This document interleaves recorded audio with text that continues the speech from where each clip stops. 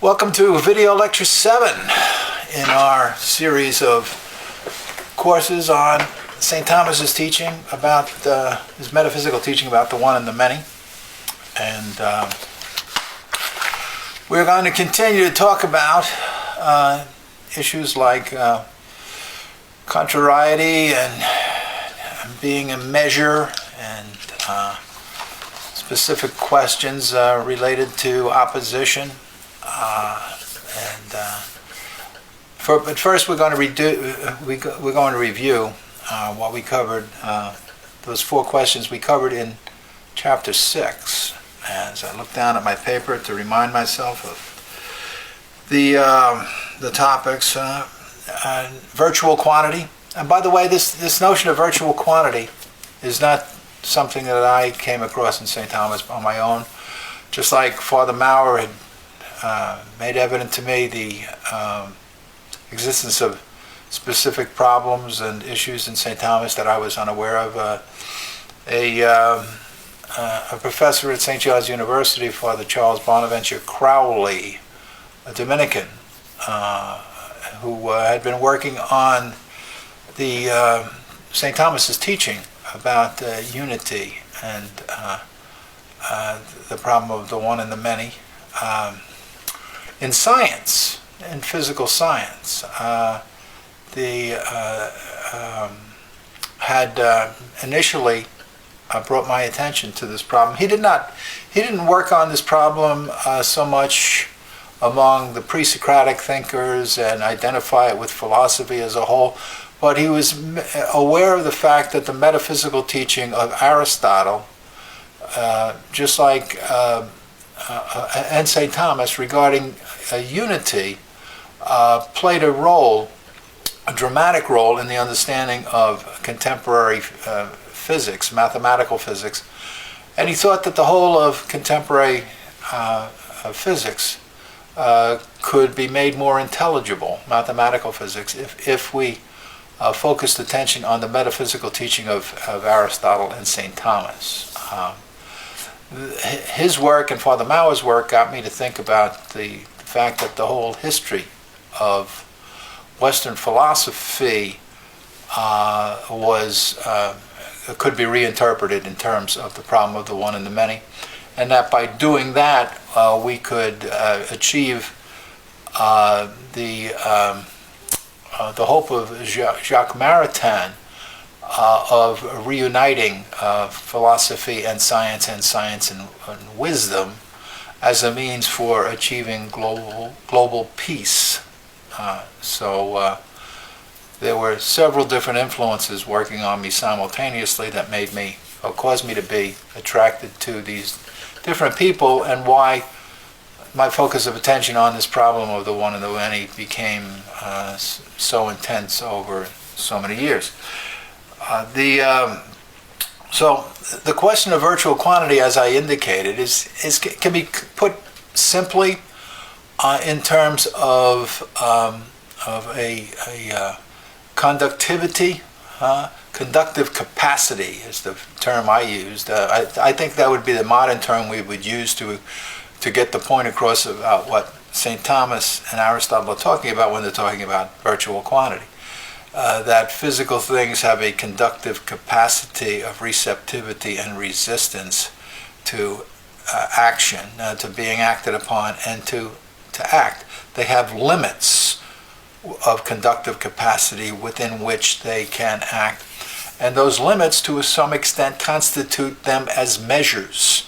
And this is one of the reasons why in this chapter 7, lecture 7, I'm going to talk about this problem of the one and the many, and how it relates to being a measure, how principles of different sciences are measures, and how philosophical scientific demonstrations are related to measures, and to the problem of the one and the many once again. And once again, some talk about universals and the nature, divisions, and methods of the sciences, or of philosophy.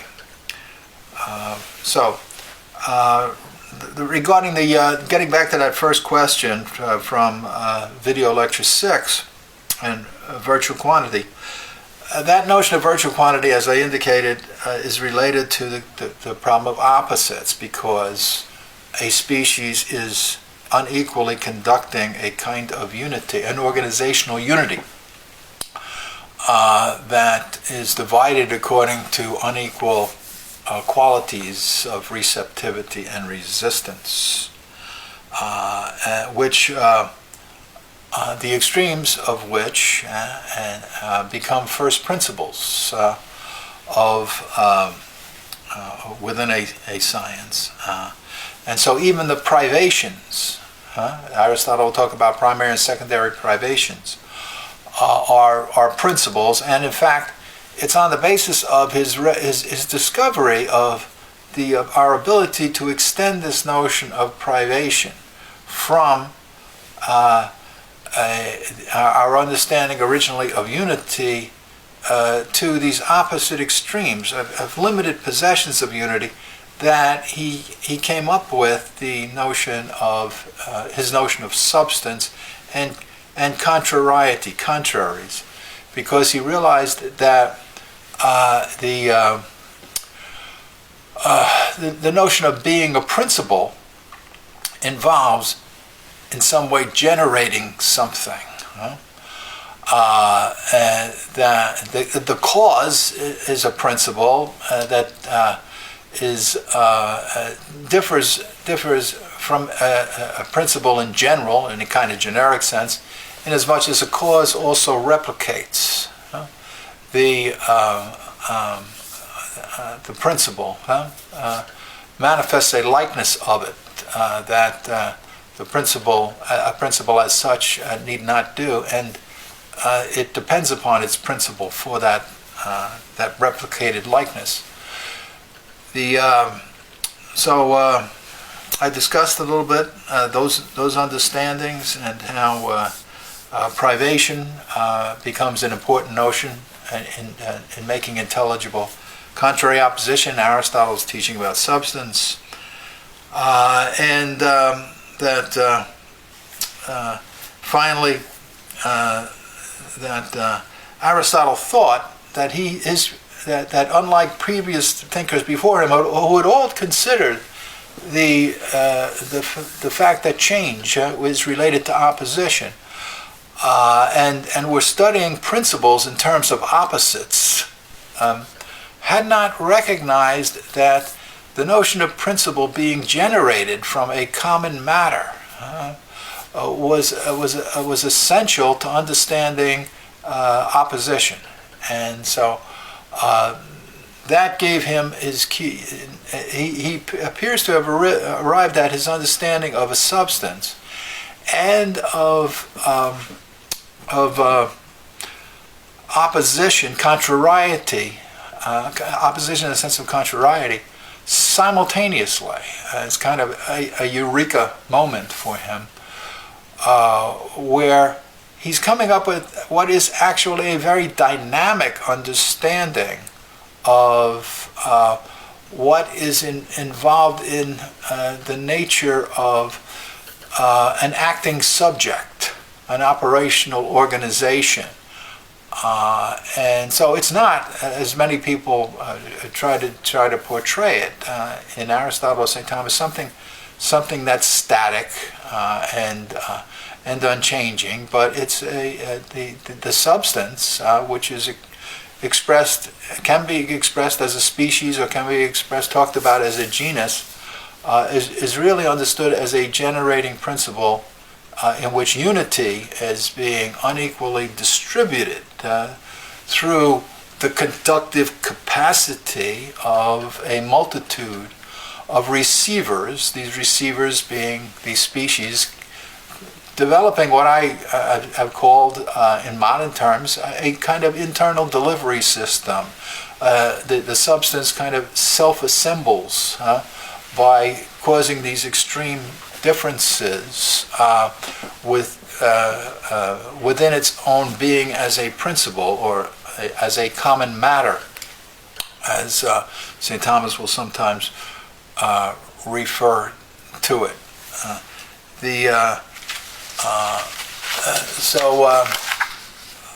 In a sense, John Dealey talks about the idea of substance being outmoded and it needing to be replaced by what he calls a semiotic web. Well, I don't think that's strictly speaking true. I think that instead of being replaced, the classical understanding of substance has to be properly understood. And I think that what happens then is that what Dealey is talking about as a semiotic web or a system of signs that are pointing to internal causal relationships among a multitude of parts constituting a whole becomes basically what Aristotle was talking about, a kind of communications network for generating action. In a sense, Aristotle's teaching, in contrast to the kind of static mechanistic understanding of matter that was generated out of the modern Cartesian mechanism, Aristotle's was actually very dynamic, and there was no need to lose it and to separate it from science and divorce it from wisdom, connection with metaphysics, which in our own time is creating all sorts of problems as far as I can see. And it's one of the reasons why I want to utilize this course to introduce people to this dynamic nature, to generate a new understanding of St. Thomas, or revived understanding of St. Thomas and his interpretation of Aristotle. So, all right. Having talked about Aristotle's teaching on contrariety and opposition, the problem of the one and the many, going back to it, I want to talk about this relationship of the problem of the one and the many to being a measure, and how principles are measures. I'm sure many of you remember the very famous statement attributed to Protagoras, that man is the measure of all things, which Aristotle did not think was that profound, and was actually kind of a meaningless statement when push came to shove, because it was claiming that nothing was definite. And if nothing is definite, then the statement that nothing is definite says nothing definite.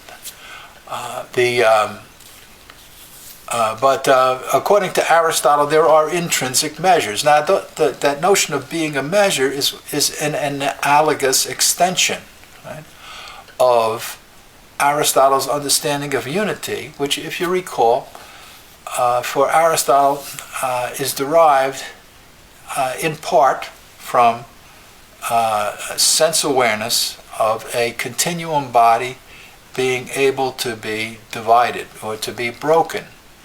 So it contains within it not only that qualitative aspect, that quantitative aspect, but the qualitative aspect also, that there is a certain resistance to division that is contained within the idea of unity, and being a principle of resistance to division. So the measures, strictly speaking, are analogous extensions of that principle of indivisibility, of unbreakability. The kind of indivisibility that you have from a substantial unity, a substantial organization, one which is contained within the organizational principles, right? Makes something more less susceptible to being divided, to being broken apart, than does the operational principles that you find in quality and quantity. So Aristotle says that when Aristotle is thinking of a measure, he's thinking about a limit of breakability, a limit of divisibility, or, strictly speaking, another way of putting it, a limit of indivisibility, or limited indivisibility and divisibility. It's in terms of the quality of a thing's unity.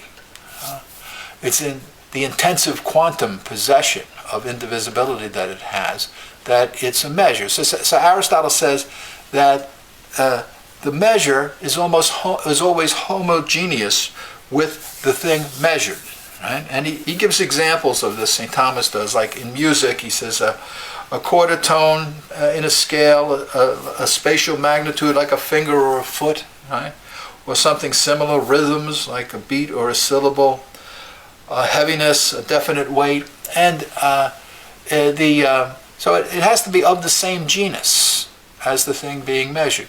You measure qualities by qualities, quantities by quantities, substances by substances, horse by horses, so forth, cats by cats. Right?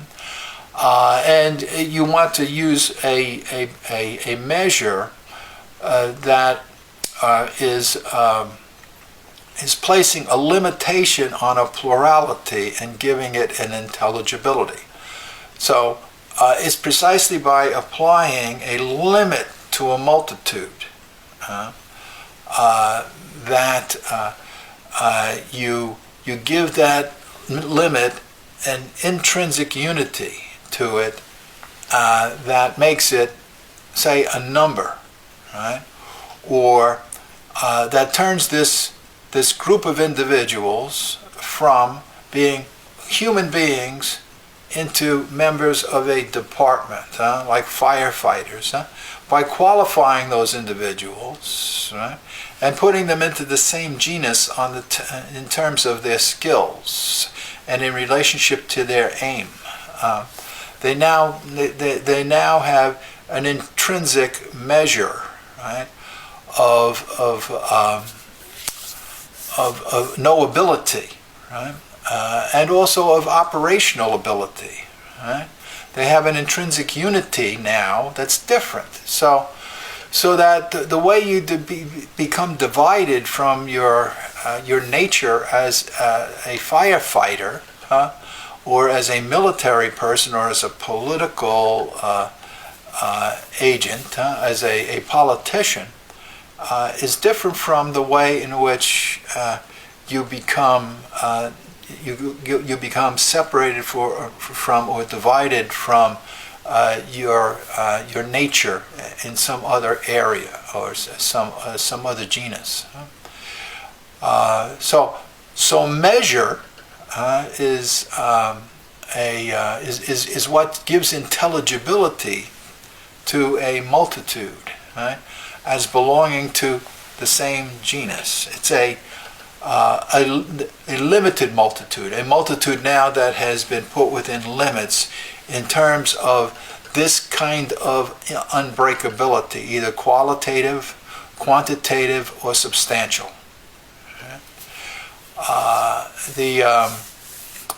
And Aristotle thinks that the measures actually exist in things. These principles of measure, right? These unit measures are knowable by the human mind, and so the human mind is measured by the thing known, and in being measured by the thing known, in a way, the human mind becomes a measure, especially when it has habits of judging and of choosing. Like this is why Aristotle would say that the prudent man is the measure of moral excellence, and why virtues are measures. Why? Because they are limits of choice, which determine a power according to a certain magnitude or greatness in its operation. And so the notion of measure we get first from metaphysics, and we extend it into other areas analogously, and we predicate it analogously because we are predicating a kind of unity to a multitude that transforms that multitude in beings that are now measured. So in a sense, the form of a thing, Aristotle and St. Thomas will think of the form of a thing, whether it's an essential form or an accidental form, as being the measure of the nature of a thing. We find people talk about this analogously in relationship to number. The Pythagoreans used this analogous understanding of measure to talk about the number of things that are related to basically their definition, by means of which you know their natures. We even today will tell people that in kind of slang, not that commonly used, but was more commonly used in the past, that you have somebody's number. You know their number by in some way, that is, you know their nature, by in some way understanding their limitations. So the way in which a measure is connected to this problem of the one and the many, and it extends the idea, the notion of being a one, is in terms of understanding the qualitative limitations that it's putting on a multitude. So even in mathematics, the length that the mathematician studies is a limited length in reality, like the geometrician, right? For Aristotle, a unity is not necessarily a mathematical unity. The opposite of a one is a many, or a few. It's not necessarily a number. A number is a qualified plurality, right? And so Aristotle says that it's fitting that the one is not a substance, right? Because a substance is a composite, and the one is a measure of the unity that exists within a composite, and in a sense tells you something about its quality. So in a way, even mathematical entities in the sense of numbers and lengths are qualified pluralities, right? A figure, for example, a figured body is a qualified length in some way, and you can't escape the reality of qualities and the way that they relate to understanding intelligibility, the intelligibility of things. So this notion of virtual quantity appears to be, and conductive capacity appears to be essentially connected to this idea of being a measure, and this has an importance, plays an important role in demonstration for Aristotle, because in demonstration he maintains that the universal has to exist in the individual in some way, right? The measure, right? As to the measure that to which you were referring in according to a universal relationship, must exist in the thing, in the subject, right? To be predicable of the many as a proximate cause. Otherwise you can't be engaged in per se predication. You're not talking about a necessary relationship where you're observing this substance more or less as a kind of a communications web or a system of signs where it's engaging in operations that are revealing symptoms of behavior internal to the thing, internal to the organization. And the universal that Aristotle is talking about exists or has as a principle of it a measured being, a kind of unity, a qualitatively different kind of unity in different subjects that accounts for the different methods of demonstration that different sciences use. They're not all identical, but all of them involve in some way in taking an intrinsic principle of unity which gives to a multitude of subjects an unequally shared quality of resistance and receptivity to behaving in specific ways that generate acts, that generate effects, of which they are the measure. So the cause is, because it is a principle, right, and is limiting the kind of actions that it's producing and limiting the way it's being replicated in its effect, is the measure of the intelligibility of the effect. As St. Thomas and Aristotle say, we only know a thing by knowing its action. Right? If something is not actual, if it does not exist, it's unknowable, and we can only know it according to its limit of unity, its limited possession of unity. This is its measure of existence. Its measure of existence makes it intelligible, right? This is also related in Aristotle and St. Thomas to distinguishing different ways of possessing existence according to different levels of perfection, like eternity in God and time in human beings, eternity. They all differ according to different measures of receiving existence and are expressing different perfections in possession of existence.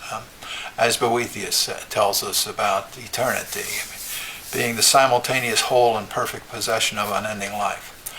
I'm going to leave off with a presentation at this point and come back to the other questions in Lecture 7. Give you a little break here and do a little bit of review and go on with that, so that this topic, once again, which is difficult, but I don't think as difficult as trying to understand analogy, will hopefully be clarified a little bit better for you, and I haven't gotten you too confused. Second part of Lecture 7 on St. Thomas's teaching of the one and the many, related to being a measure, chiefly focusing on that understanding. We covered 2 of 6 questions in this lecture related to that. The first one about how St. Thomas uses Aristotle's teaching about the one and the many to relate it to being a measure, right? And to how principles of measures, and also to demonstration, and how the principles of demonstration are measures, and how the universal that is a principle of demonstration has to be a one that exists in a subject, and has to be able to be said about a multitude of things that are being causally related to a subject. And so the middle term of this kind of demonstration of per se predication is different from the kind of middle term that you find in simple logical predication that's abstracting from this causal type of relationship. This has to. I've talked to some extent about the analogous nature of this per se predication and this understanding of a measure and how considering unity and principles as measures, as limited capacities of conductivity, help to express this notion that I was getting across about the way in which people in different divisions or different departments, in different professional activities, understand the principles that hold their organizations together and which they use to make them intelligible as measures, as analogous, so that when you're talking about a department and understanding it, the principle of measure, the kind of measure that you're using, is one of a kind of qualified unity that is distinctive to your kind of organization. Right? Because a measure is a virtual quantity limit of a unity. It's indicating the extent to which unity, indivisibility, is present in this kind of a nature, in this kind of an organizational unity. And so it's not totally identical or totally different. It's somewhat the same, somewhat different in the way it's being talked about. Because you're talking about the unity now as present in an operational organization, one that has the conductive capacity to exercise activity and has its own intrinsic limits to receptivity toward action and resistance to division. So when we're predicating analogously, we're talking analogously in referring to subjects of different organizations of different genera. What we're doing is focusing attention on nuances of qualitative differences in the unity, in the way they possess and hold on to existence, which are their measures.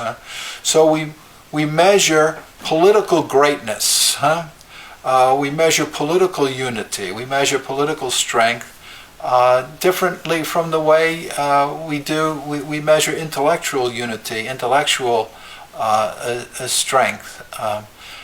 Or even qualitative characteristics like heat, which in contemporary physics they'll try to measure in terms of quantitative dimensions by seeing the effects that a quality will have on a geometrically quantified body that has some kinds of numerical measures on it. This is also done with respect to waves and straight lines in measuring different types of activities in physics. And deviation from straight line movement. So there's modern physics uses dimensive quantum technologies to measure qualitative differences and is in a way using division, in a sense a break from a kind of uniformity to indicate an intelligibility that is a sign of activity that's going on within a qualitative kind of being. And that's fine to use so long as you have the instruments that are capable of measuring that kind of activity. But that's not possible in certain types of activity, like psychological ones, which can't influence those kinds of instrumentalities. Right? So I think you might have a clearer understanding of the difference between a unit and a measure, because a simple indivisible or a unit, right, becomes a measure when it's understood as having limits, having been received into a certain type of a subject that now becomes the means for influencing and placing limits on the behavior of something else, in addition to making that behavior intelligible. Right? So when we're talking about a measure, we're always talking about some sort of a limited unity, a unity that, like an organizational unity that has been received into some sort of a subject, and in so doing has placed qualitative differences on that unity, which gives it a kind of divisibility and indivisibility that can be used to measure other similar types of divisibility and indivisibility. That's why we use specific types of qualities to measure specific types of qualities, and why we use specific types of substances to measure other specific types of substances, specific types of acts to measure other specific types of acts.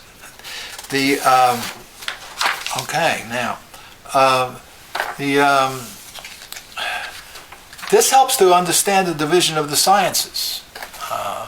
The fact that there are these different intrinsic measures. Why it is that people in these different divisions of scientific wonder are specifically focusing attention on the principles of unity that create a kind of internal harmonization within a multitude that gives that multitude a certain specific type of strength that is unique to this kind of organization, this living organism, for example.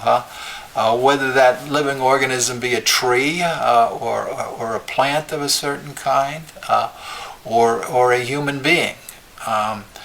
The intrinsic measure, right, has to do with the qualitative reception of the kind of unity appropriate to this organization. That's not appropriate. So you wouldn't use the intrinsic measure that you use for the health of a political organization to understand the greatness of and strength of a medical organization. And that's indicative of the fact that when we're talking about a measure, what we're doing is we're adding to the idea of unity a certain quality of reception that now becomes related to distributing activity with a certain kind of strength or intrinsic independence. That the idea of unity simply in and of itself does not have. Now, this ability to extend analogously and predicate, talk about unity and its divisions or its principles, like analogous privations. Aristotle talks about these as parts also. enables us also to extend this notion of measure, right? This gives us a very fluid and flexible kind of language where we're applying to and talking about beings that have no dimensive quantity, characteristics that are properly speaking belonging to only beings that have dimensions, and where we're talking about beings that have no dimensions as having qualities of beings with dimensions. So you have to be aware of these nuances and talk in relationship to science. And as we name it today, things like physics, even in mathematics, people will talk about powers, for example, of numbers and so forth. And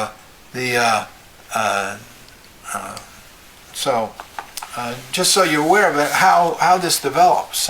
This is one of the concerns of the metaphysician. Well, how do we extend these original notions to get other kinds of notions from it?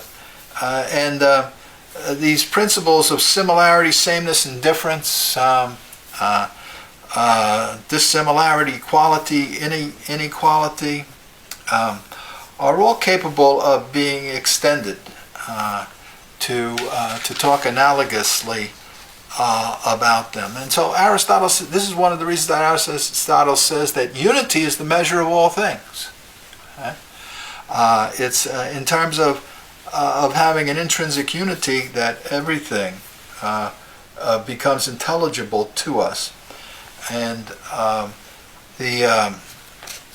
so Protagoras, according to Aristotle, is not correct.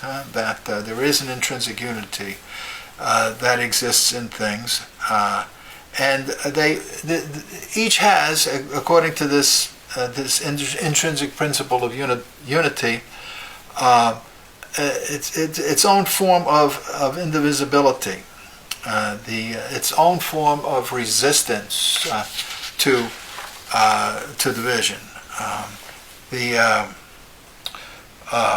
According to St. Thomas, the kind of unity a substance has determines the limits of its philosophical understanding. Because the limits of the substance that it has determines its intrinsic measure, right, of intelligibility, how much we can know about it. Right? So, to the extent that something transcends the greatness of intelligibility of a specific habit, right, you're not going to be able to grasp that by means of that subject and its behavior by means of that habit. It's because of the magnitudinal greatness, right, of the unity that a quantified being has, right, that it transcends the capacity of the external senses to grasp it, and it's for this reason why it needs a greater internal power and more intense focus of concentration and participation by means of the imagination to grasp it, in the habit of mind of and way of imagining of the mathematician. And why? Because of the fact that the kind of unity that a metaphysical being has is one which in principle can exist apart from material conditions, can totally exist apart from material conditions, that the way we measure it, the way we come to know it, its own intrinsic measures, defy what we today call empirical testing. Right? To say that because of the fact that our external technologies for measuring qualitative change cannot measure miraculous events. Well, they shouldn't be able to. I mean, that would be a ridiculous kind of claim. Well, similarly, right, mathematicians measured truth, right? Not in relationship to what the external senses reveal, because the intrinsic kind of unity that the mathematician is examining, that intrinsic measure of unity that exists in the subject it studies, transcends the capacity of the external senses to grasp. So the imaginative measure, the imaginative model that you have to construct, because the image itself is a measure of knowability, it has to replicate in a way the kind of unity that exists within the nature that the philosopher, the scientist, is wondering about.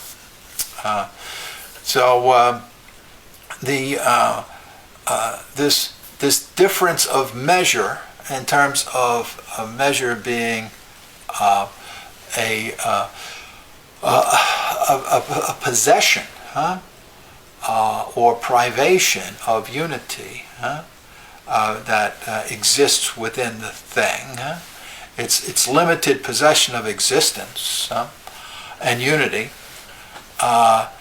is directly related to how intelligible, how knowable it is to different activities of the human person. How the less directly imaginable it is, on the basis of what's revealed to us by the external senses about its internal measures, the more we are going to have to use techniques for coming to know and to measure the unity that a thing has by using negations and negative relations, because it's only by means of these that we can construct an adequate image by means of which to know and to demonstrate, so that the way we will measure truth in mathematics by means of our intellects, we'll measure the truth or the measure that exists in things by means of an intellectual measure, by applying the intrinsic measure of our judgment to an intrinsic measure that has been made known to us by different imaginary models in mathematics. And so we'll have to use those models in order to, because that's where we got our evidence from. That's how we knew the measure of unity in the thing, which is its nature. Right? And because that's where we've grasped its measure of unity, its limited possession of unity, because we've grasped it with the help of the imagination that transcends the help that's needed by the imagination in grasping externally existing qualitative activities. We have to measure our intellectual truth in terms of the measure of the thing where we find it. With respect to metaphysics, we deal with beings that need not exist in matter, and as a result, we can't conceive of them as being totally intelligible to us, except by negating images, and so that no image adequately expresses what we're talking about, and But nonetheless, in relationship to images that we have, we get a closer and closer approximation of the possession of unity that it has, that the being in question has, about which we're thinking about. And so we don't verify metaphysical truths by making appeal to mathematical models, any more than mathematicians measure the truth of mathematical judgments by making appeal to external sense verification. That's not necessary, because once again, truth is verified by the intellect. It's an act of the intellect. Now, according to St. Thomas, different psychological habits of sameness, similarity, and difference, of recognizing sameness in action or similarity in action, equality, inequality, are the ways or the means by which we get at an understanding of these internal principles of measure in things,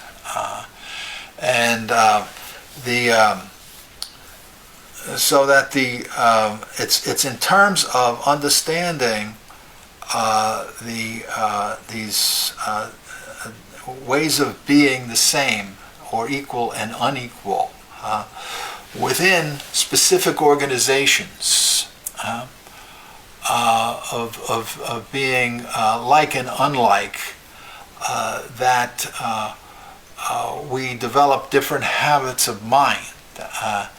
And these habits of mind constitute the methods of the sciences, and the means by which, in relationship to the divisions that exist in things, that we arrive at the divisions and methods of the sciences, and why we cannot use one method of imagining, one method of measuring, to come to know the truth about everything. It's not possible, because scientifically knowing these involves different habits of mind that are able to recognize different levels of possession and perfection of unity that exist in the things. Right? And finally, the last question in this lecture 7. Why Aristotle and St. Thomas thought that we could analogously predicate continuous and discrete quantity and their accidental properties, including magnitudinal greatness of qualitative and substantial beings. Well, the reason for this is because of the fact that we can analogously predicate unity, and all of these are extensions of the property of unity. Right? Magnitudinal greatness, dimensions, having dimensions, all of these are ways of being one. So Aristotle and St. Thomas think that the reason that we can do this, to put it briefly, and review this in a little bit more detail in the next lecture, but I don't want to overburden you in this one, is precisely because unity is a type of being that we can that can be unequally possessed, right?